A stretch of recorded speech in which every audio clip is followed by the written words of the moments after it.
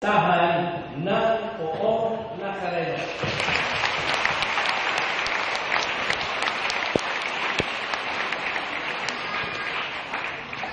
Napakaganda po ang kapistahan ito at punong-puno ng mayamang kahulugan, lalo na kasabay ang kapistahan ng binyag ng ating Panginoon.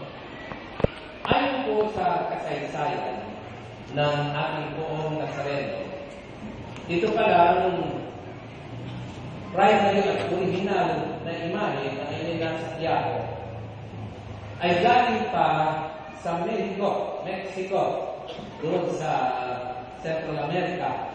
At dinala dito noong March 16, 1607. Ikinarga sa tinatawag na Galleon, Barkong Diraya. At magtataka kayo, bakit itim? Dati pala yan, hindi itim. Medyo puti na kaunti. Pero, sa kasamang palad, nagkaroon ng sulok doon sa galyon, sa barko. Ay naapektuhan ang imahe ng Senyor Nazareno. Kaya, naging itim. Kaya pagdating sa Manila, at ipresenta, unang sabi ng mga tao, ay, itim. Pero, nung nakita nila, at sila nagnilay-nilay, lalong-lalo na sa imahe niyan, na nakalungkod, may koronang tinik, may pasang krus, hirap na hirap. Hirap na hirap. Simula nun, hanggang ngayon, ay tinanggap na ng bukas ng puso ng mga Pilipino ang Poong Senyor Nazareno. Bakit? Sapagkat nakita nila na ang imahe niyan sa gisa ng pakikiisa ng ating Panginoong Jesucristo sa ating hirap, sakit, mga pagsubok na araw-araw ay katunggalin natin sa ating buhay. Alam naman natin kung paano mahirap mabuhay. Hindi nawawalan ng problema kahit sino ka man. Marami na ako natatanong, kinukumusta ko, kumusta naman ang buhay? Ang sagot, iisa. Parang Salmo Responsorio. Ang sagot, halimbawa, kumusta naman ang buhay? Ang sagot ay, naku, Father. Meron pang tono. La. O kaya, testingin ko sa inyo, ha? Kumusta naman ang inyong buhay? Sabay-sabay. Ay, naku, may tono yun. La. Ay, naku, Father. Alakas ha? O, kumusta naman ang buhay? Ay, naku, Father. Ayun. Ay, naku, Father. Kaya nakaka-identify tayo sa ating Poong Nazareno na pasan niya ang lahat ng hirap at sakit. Pasan niya ang ating hirap at sakit, pati na rin ang ating mga kasalanan. At yan din ang kahulugan ng kapistahan ng binyag ng si Jesus ay nagpabinyag sa Jordan. Bakit kinakailangan niyang gawin yan? Sapagkat bagamat walang kasalanan, kinuha niya, isinuot niya ang lahat ng ating mga kasalanan upang ipamalas sa lahat na kaisa siya ng sangkatauhang nangangailangan linisin ng malinis at tubig ng binyag at nang sa ganon makamit natin ang tunay na buhay sa harap ng ating Panginoong Diyos. Nakiisa siya sa sangkatauhan sa papawasan ng krus, ang ating sariling krus at ang kanyang sariling krus. Kaya ngayon na lamang masasabi natin sa kanya, Poong Nazareno, salamat naman po at nauunawaan mo ang aming kalagayan. Yan ang tema ng Poong Nazareno. God so loved the world that He gave us His only begotten Son, Dahil nilalaman ang pagmamahal ng Diyos sa sangkatauhan na ipinagkaloob niya ang kanyang buktong na anak upang maging tagapagligtas na. At yung isa pa, ayon kay San Juan, and the Word was made flesh and dwelt among us. Ang salita ng Diyos ay naging tao at nanahan sa ating piling. Anong ibig sabihin dito? Diyos yun. Napakataas, napakadakila. Iniwan ang lahat. Iniwan ang langit, bumaba, at naging isang katulad natin at nakiisa sa buhay ng bawat isa ng isang katauhan. Paano natin mauunawaan yan? Diyos na naging tao. Mahirap.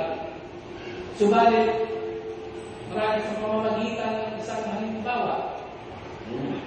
Kahit na ito'y medyo malayo, ay magkakaroon tayo ng ideya kung gaano tayo kamahal ng Panginoon Diyos.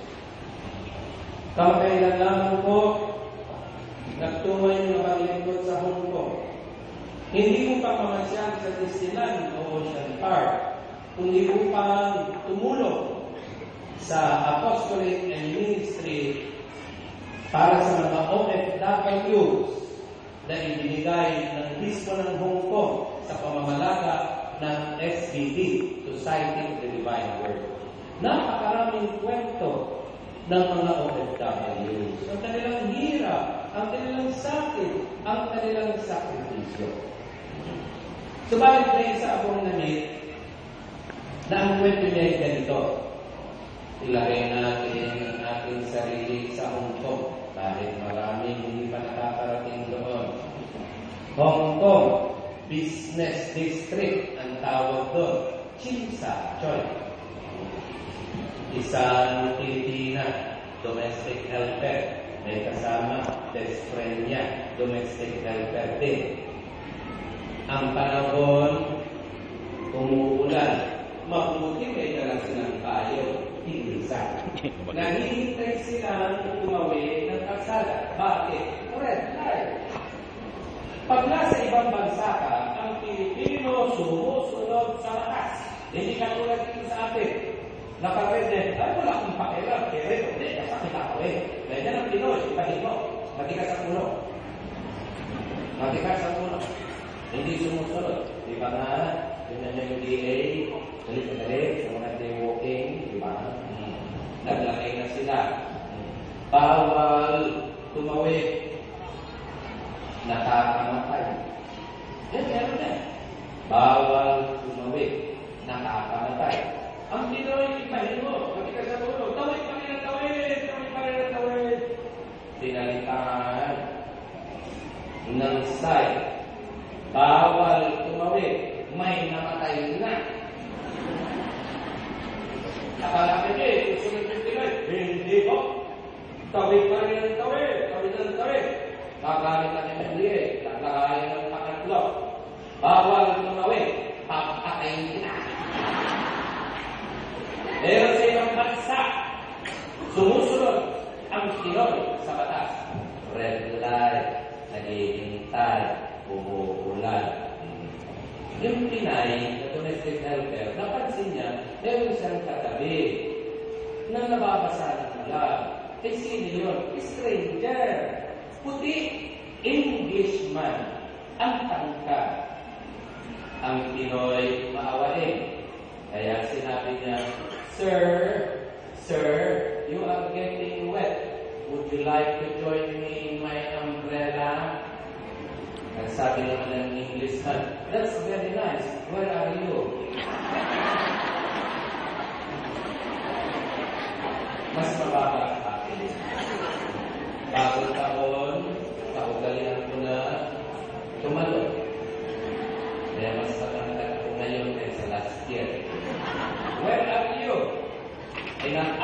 There you are. Oh, very nice. That's nice. Okay, thank you. Pero ang Pinay, may puso mo nun, pero matagal. Ang sabi ng Pinay, okay, but you hold the umbrella. Ang sabi naman ng Englishman, okay, I hold the umbrella, Ibinigay niya ang umbrella. Nagkabigay ang kanilang mga kamay. Nagkaroon ng kuryente. Ang mensahe ng kuryente, F-O-V-E. Together, F-O-V-E. Love. Yung may feeling, hindi love. Iba sa kapatid. Rewind. Nagkabigay ang kanilang mga kamay. Nagkaroon ng kuryente. Ang mensahe, everybody, love. Wow. Tumawid sila. Pagkatawid, ang sabi ng Englishman, please bring me to the taxi stand. I would like to take a taxi. Ang sabi ng Pinay, okay. Okay. Pagdating doon, naghihintay kasi nakapila. Okay lang naman. Sa ibang bansa, pag maghihintay ka ng taxi o ano man sasakyan, pipila ka. Hindi maaaring katulad ng natin dito sa Pilipinas na pag may sasakyan, luso! Mga kapatid, luso! Pagka sa Mintana, susunod, nakakaya ka. Doon, nakapila. Pagdating sa pinipilahan, ang sabi ng Englishman sa Pinay, domestic helper, sabi niya, thank you very much. You are very nice. May I have your name and phone number? Kasi nga, oriented. May I have your... Sabi ng Pinay, no! No! I just don't give my phone number and name to anyone. What do you think of me? Cheap?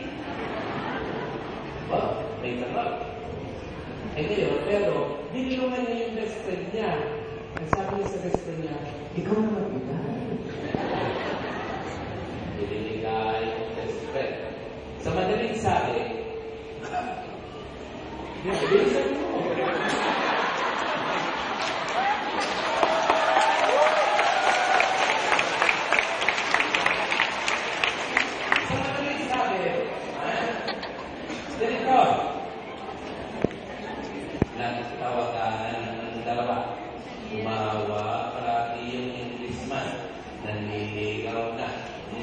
Hanggang sa dumating ang punto na niyaya niya yung domestic helper sa fine dining restaurant sa Hong Kong. At sa kalagitnaan ng kanilang dinner, abay lumuhod ang Englishman. Hawak-hawak ang sing-sing. At sinabi sa Pinay, kamakain natin, will you marry me? Ang sabi na ng domestic ng ating kababayan, that is a very important question. I need time to think. Okay. Sa madaling sabi, but. Sabi ng Pinay, but. I have several conditions. Sabi na ng Englishman, may I know what are those? Number one, I'm already going back to the Philippines for good, meaning I am finished with Hong Kong. I'm not coming back anymore. So, if you want to marry me, you will have to go with me. And sabi ng Englishman, no problem. I'm ready to go with you. Sabi ng Pinay. Number two, I'm very poor in the Philippines. Very poor. We live in a barrio. You know what is barrio? What is barrio? I don't care what barrio is. I'm ready to go with you wherever. We go yung bahay kubo, kahit punti, alaman doon, sari-sari. Sabi ng Englishman, I really don't care. I just want to go with you.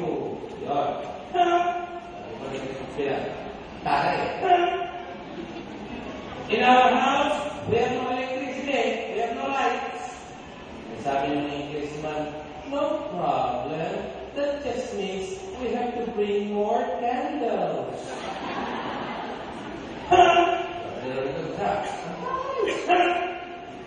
In our house, we have no running water. We mathematician well. You know what mathematician well? Very noisy. Like that. And you have to take it home. And sabi naman ng Englishman, you see these muscles? I'm ready to lift anything for you. And sabi ng English, honey, don't worry about anything. And sabi ng Pinay, don't call me honey. You may call me darling. And sabi ng Englishman, then darling, listen to this. I don't care if you live on top of a volcano. I'm ready to go with you because I can't live without you. Wow. Sabay-sabay. Wow. Rewind. Darling, I don't care if you live on top of a volcano. I'm ready to live. I'm ready to go with you. I can't live without you. I love you. Together. Wow! Ano ang ibig sabihin ng poong Nazareno? Mas higit pa yan. Sapagkat sa kanyang pagiging taong katulad natin, tinanggap niya ang lahat ng hirap at sakit.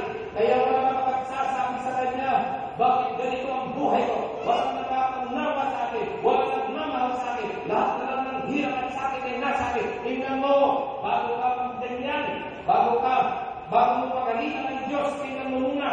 Ang buong Nazareno, out of love, He suffered everything for us, so that through His suffering, we will have everlasting life. Ayun. At ang laman, ang hinihingi ng buong Nazareno in return. Simple lang. Simple lang. God is love. He gives us love. Ay, ito ang kapalit niyan. I live and obey love. Oh, ulit ito. Kayo sasagot. God is love. He gives us love. Anong hinihingi ng kapalit? Everybody? Love. Yan, simple lang. Pero yung nakaraang pastor, usong-uso yung kanta ni Michael Jackson. Ayun. Why don't you, everybody? Why don't you give love on Christmas Day? Ay, hindi ka ito. Organize natin ito. Okay. Ito ang pagsisimula. Why don't you na maestro? Sandali. Why don't you give love on Christmas Day? Kayo na, hindi man dito, ang sagot nila, on Christmas Day. Kayo na, maestro? Kayo muna, tahimik kayo yan. Si Dr. Bruno namumuno dito. Ano ang hinihingi? Repeat. God is love. Ibinigay sa atin ay love. Anong hinihingi ng Diyos na kapalit mula sa atin? Maestro, together. Why don't you give love on Christmas Day? Christmas Day. Mahina ito. Mahina. Isa na lang. Diyos ay pag-ibig. Pinagkalog sa atin ay pag-ibig. Ang hinihingi niya ay pag-ibig. Okay. Ang sagot natin? Why don't you give love? Ready? Christmas Day. Christmas Day. Wow.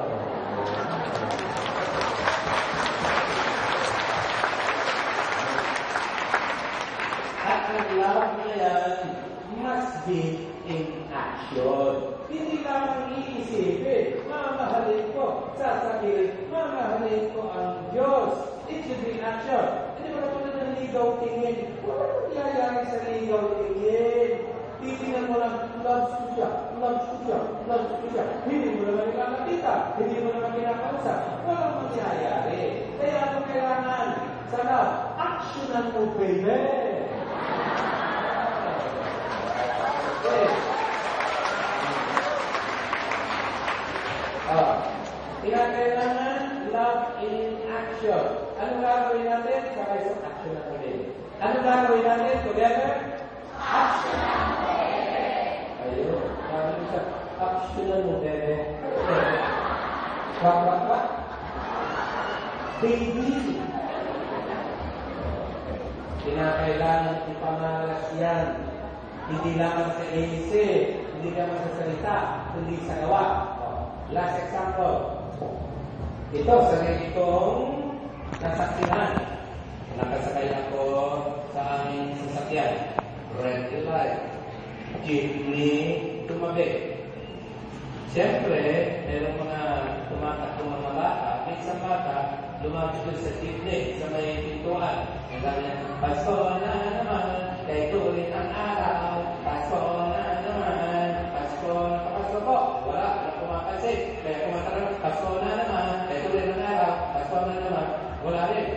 Except one student. Nakabili lamang niya ng kanyang hamburger, fries, and Coke. Hindi niya natiis. Ibinigay niya dun sa bata. Nasabi ng bata, thank you. Ang mabait mo, ikaw lang. Ibinigay. Tapos, umupo sa bangketa. Binuksan ang suko. Kumuha ng isang pirasong fries. Tinanin. Kitang-kita mo yung smash sa kanya. Pero nagtaka ko, kabutit na sa kanyang ilaw, tumayo at tumakbo. Saan? Doon sa mga kasamahan niyang mga namumulubili. At tinawag niya, hali kayo. Umupo silang lahat in a circle doon sa bangketa. At binuksan niya sa gitna. At pinaghati-hati nila yung fries, yung hamburger, at saka isa-isang. Hanggang sa maubos. Yan ang love in action. Lalo-lalo na kung iniisip natin na ang lahat ng kabutihan ginagawa natin sa kapwa ay ginagawa natin sa ating Panginoong Jesus Cristo. Kaya mga kapatid, sa pananampalataya, dakila ang araw na ito. Kapistahan ng Pugong Nazareno, kapistahan ng kanyang pagbibigyan. Hallelujah! Dahil sa mensahe ng pag-ibig ng Diyos at dahil sa kanyang kaligtasan na ibinibigay sa atin, tanggapin natin ito, pasalamatan siya at papurihan at sabihin natin sa kanya, salamat po, Pugong Nazareno, sa ibayong pagmamahal mo sa amin. Mabuhay ka, Senyor Nazareno. Magsitayo po kayo at patubayan natin